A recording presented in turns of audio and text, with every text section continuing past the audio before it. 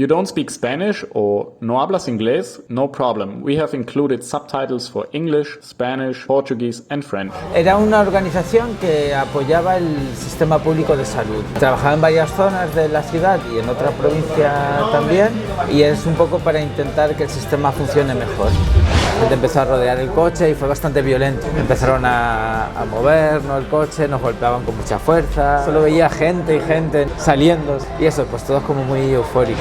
Si tú tienes algo que puede circular, que rueda, que se mueve, pues ya lo vas a utilizar para cobrar algo y que la gente pueda desplazarse y sacar algo de dinero. Yo lo que he hecho mucho de menos desde que me volví a Europa es la naturalidad, ¿no?, la espontaneidad de la gente. Que es un poco, cuando estás con amigos, de ser muy claros al hablar, ¿no?, y decirte, ¿por qué te has comprado esa chaqueta? Es muy fea, ¿no? O como, te has cortado el pelo, no me gusta, ¿no? Y con todo ser mucho más espontáneo.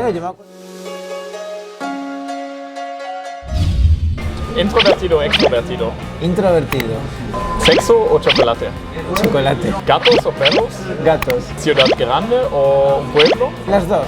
¿Amigos con beneficios o una relación estable? Relación estable. ¿Hawái o Alaska? Alaska. ¿Backpacking o hotel? Backpacking. ¿Vivir para siempre o ser capaz de teletransportarte? Ser capaz de teletransportarte suena más interesante. Hace ya unos años me mudé a Congo, a la capital, a Kinshasa, para trabajar allí. Fue un poco shock al principio porque era la primera vez en mi vida que iba a África y bueno, igual no es la ciudad o el país más fácil para empezar.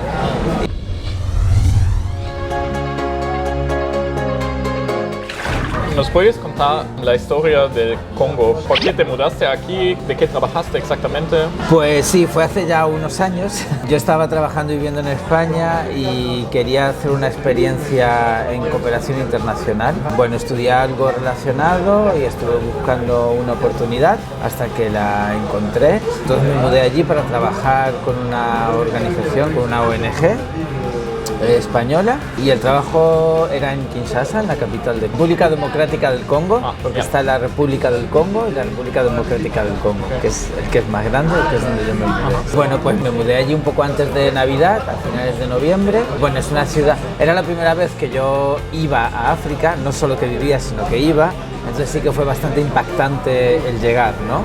Es una macro ciudad, es la tercera urbe más grande de África, pero sí que es bastante caótica, ¿no? Está muy bien organizada, bueno, hay muchas zonas en construcción y bueno, eso pues me mudé para trabajar allí, compartía con otros compañeros de otras organizaciones la casa y el coche y nos podíamos mover un poco libremente. ¿De qué exactamente trabajabas cuando estabas en Congo? Era una organización que apoyaba el sistema público de salud. Trabajaba en varias zonas de la ciudad y en otra provincia también, y es un poco para intentar que el sistema funcione mejor.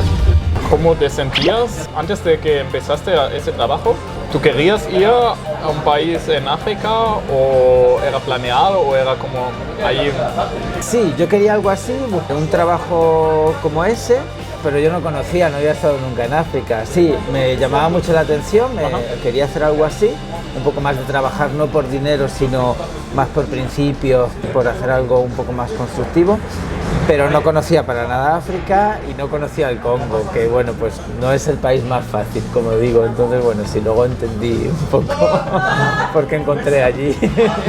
¿Tienes algunos consejos de cómo se consigue un trabajo así? Tengo que decir que a mí me llevó mucho tiempo. Yo tenía una formación que podía encajar en puestos de trabajo orientados a eso, pero luego hice una formación específica también y aún así me llevó mucho tiempo encontrar una primera oportunidad. Yo animo a la gente porque es muy interesante no viajar a África. Bueno, hablamos en general, pero es todo un continente totalmente diferente, ¿no? Como siempre que cuando viajamos es una cosa, cuando estás poco tiempo en un sitio, pero cuando vives realmente es totalmente diferente. Entonces, a mí me resultó muy constructivo, muy interesante, muy duro también, pero me alegro mucho de haberlo hecho, ¿no? Al final de cuentas. Y yo animo, si alguien tiene el mínimo interés que quiera hacer algo así, claro que le animo a hacerlo y lánzate, y si no va bien la cosa, pues siempre hay tiempo de volver atrás y no pasa nada, ya están. Pero bueno, es muy interesante. ¿Puedes explicar un poco cómo es la vida diaria ahí? Me parece que allí la vida en general, yo vivía en Congo y en Angola más tiempo, Es mucho más del día a día, ¿no?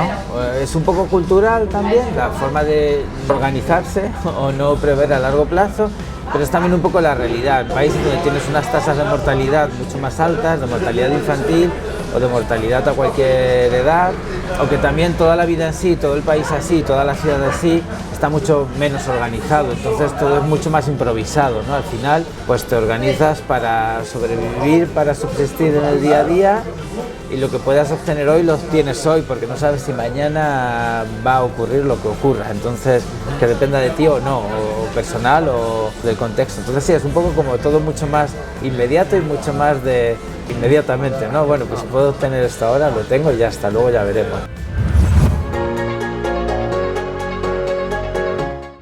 ¿Has tenido algunos retos ahí, algunas aventuras? Ha habido algunas experiencias auténticas. Sí. Comentábamos antes una, era un domingo que la ciudad está mucho más tranquila porque normalmente en la ciudad hay mucho tráfico, mucho ajetreo de todo. Iba con un compañero al centro en coche.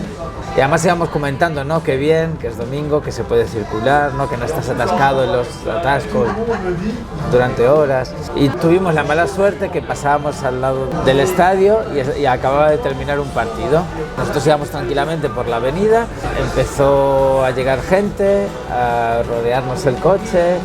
Y bueno, pues se ve que la mayoría de la gente estaba un poco bebida, un poco borracha, entonces pues al final es un país que, bueno, también culturalmente pues es como, bueno, son blancos, son extranjeros, entonces pues como que la gente empezó a rodear el coche y fue bastante violento. Empezaron a movernos el coche, nos golpeaban con mucha fuerza, se subían en el coche, fue bastante desagradable, además porque claro, estás bloqueado. Y yo no iba conduciendo, yo era el copiloto y yo miraba al lado del estadio, que era a mi derecha, y solo veía gente y gente saliendo. Y eso, pues todos como muy eufóricos. Y bueno, al final, pues gracias a Dios no ocurrió nada malo. No sé muy bien cómo conseguimos avanzar y salir de la multitud, pero vaya, fue un rato... Es como que parece que estás en una película, pero no en una película, no en la parte romántica ni bonita de la película, ¿no? Es como, sí, un poco de, Dios mío, esto está pasándome, ¿no? Y sí, era un poco como que intentábamos no hablar mucho, mantener la calma, pero claro, no puedes estar tampoco tranquilo, ¿no? Porque no sabes lo que va a pasar al final. Alguien en la multitud que nos ayudó un poco a abrir el camino y bueno, como había gente que se había subido también en la parte trasera que era abierta del coche, pues avanzamos y luego ya paramos para decirles, bueno, bajaos y ya está. Pero el momento, yo me acuerdo que decía, nos van a romper el coche, ¿no? Porque no, era tanta gente, pero bueno, ya está, pasó sin problema. ¿Qué tal son las condiciones del estado?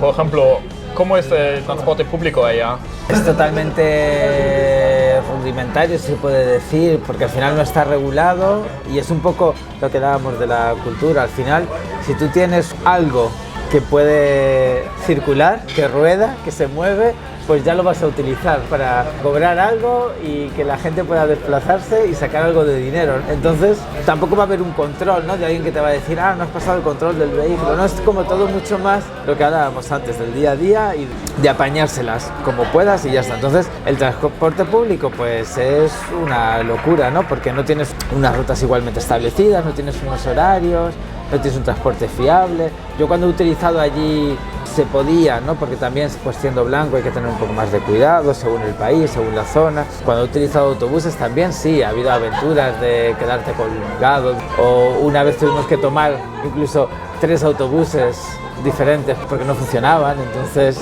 como de uno vas al otro, literalmente corriendo porque la gente quiere tomar el mejor asiento, ¿no? Es todo como muy diferente, sí, ¿no? ¿Y cómo eran, por ejemplo, los hospitales? Me contaste que tenías que ir al hospital una vez. ¿Puedes contar eso un poco? Es un poco duro. No tienen los medios que tenemos aquí ni de lejos, ni las condiciones que hay aquí ni de lejos. Entonces sí, lo que te comentaba es que yo tuve una herida grande en la pierna, ¿no? Una brecha grande. Sí, fuimos a un hospital. Entonces el tema es que como era directamente con el hueso sangraba mucho y tuve que ir a un hospital, entonces fuimos a un hospital que estaba un poco más lejos y claro, todo el camino era como intentando que no se vertiera mucha sangre, ¿no? Porque aunque ibas con la pierna en alto, sangraba mucho y luego como todo el camino está lleno de baches, pues era un poco como, a ver, sabes que es así, pero claro, quieres decirle, ¿no? Al conductor, por favor, intenta no tomar los baches, ¿no? O tomarlos despacio, pero aún así, ¿no? Es un poco, bueno, ahora me río, pero claro, en el momento también sabes que no te vas a morir de eso, pero sí que preocupa un poco más, ¿no? Claro. Y sí, no, yo para mí al final te das cuenta de la suerte que tenemos, de nacer donde hemos nacido y de tener las condiciones que tenemos, ¿no? Porque de salubridad, de higiene y todo, ¿no? Y el tema hospitales pues también se ve mucho, ¿no? ¿Cuáles eran las cosas que te gustaban de ese país? Sí, pues yo lo que he hecho mucho de menos desde que me volví a Europa es la naturalidad, ¿no? La espontaneidad de la gente, que es un poco, va relacionado con lo que hablábamos antes de la cultura, mucho más del día a día, del momento, pero también como que se refleja en todo, la forma de ser de la gente, ¿no? Cuando estás con amigos, de ser muy claros al hablar, ¿no? Y decirte, ¿por qué te has comprado esa chaqueta? Es muy fea, ¿no? O como, te has cortado el pelo, no me gusta, ¿no? Y con todo ser mucho más espontáneo. Yo me acuerdo que tenía un buen amigo en Angola que siempre hablábamos de eso porque cuando venía a visitarme a casa nunca me avisaba de que venía. Entonces, claro, yo a veces estaba y a veces no estaba. Y yo cuando iba a él a visitarle a su casa siempre quería confirmar antes, ¿no? Oye, que voy a venir luego sobre las 5. Y él me decía, es que aquí no funciona así, ¿no? Es que aquí vas a visitar a alguien, pues vas, ya está. Entonces, yo le decía, a ver, yo soy español, que tampoco es lo más organizado como país, pero bueno, hay un mínimo, ¿no? De, bueno, te voy a preguntar si vas a estar o no, más que nada para no perder tiempo de ir y no volver.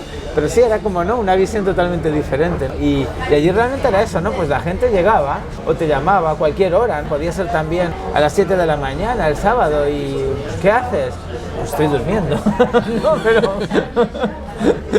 pero es como todo mucho más espontáneo, sin pararte a pensar, bueno, son las 7 de la mañana, no te voy a llamar ahora porque es demasiado temprano, que es el fin de semana. No, es como, bueno, se me ocurre en este momento, pues te llamo.